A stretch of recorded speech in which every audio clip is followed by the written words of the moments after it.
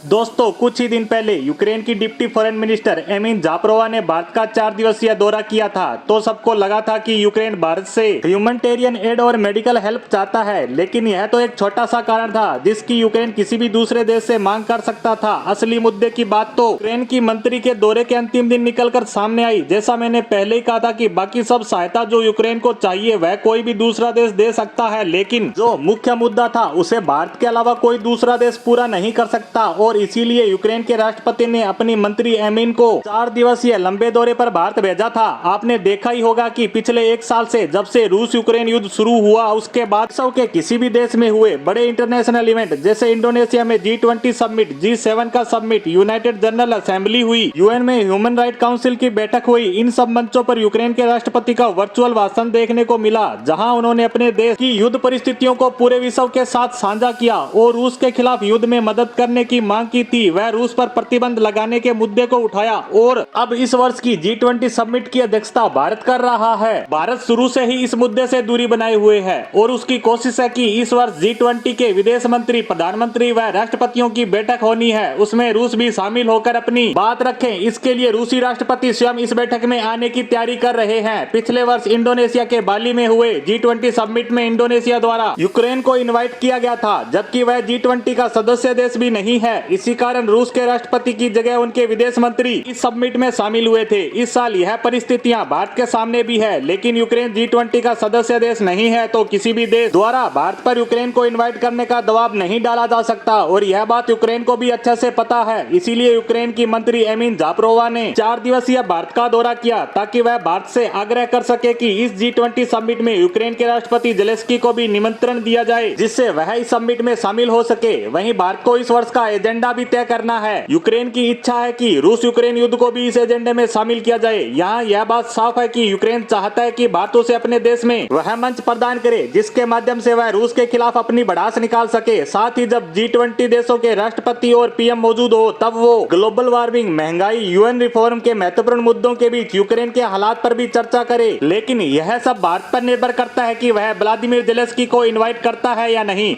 और उसके द्वारा तय किए जाने वाले एजेंडे में यूक्रेन को शामिल किया जाएगा। अगर भारत ऐसा करता है तो यह बात निश्चित है कि रूस इससे नाराज होगा और यह भी संभव है कि रूसी राष्ट्रपति पुतिन इस समिट का हिस्सा न बने। अब तक इस मुद्दे पर किसी भी देश द्वारा भारत पर बनाए गए दबाव को भारत मानने से इनकार करता आया है। अब इसी बात को ध्यान में रखते हुए यूक्रेन ने अपने उप विदेश मंत्री के दौरे का प्रोग्राम G20 समिट से पहले तय किया ताकि वह किसी भी तरह भारत को मना सके। अब भारत को देखना है कि वह यूक्रेन की इच्छाओं के आगे झुकता है या रूस से अपनी दोस्ती निभाते हुए यूक्रेन को G20 समिट से दूर रखता है। इस विषय पर हम आगे भी नजर बनाए रखेंगे। इसी के साथ आज की पोस्ट को यहीं समाप्त करते हैं। धन्यवाद।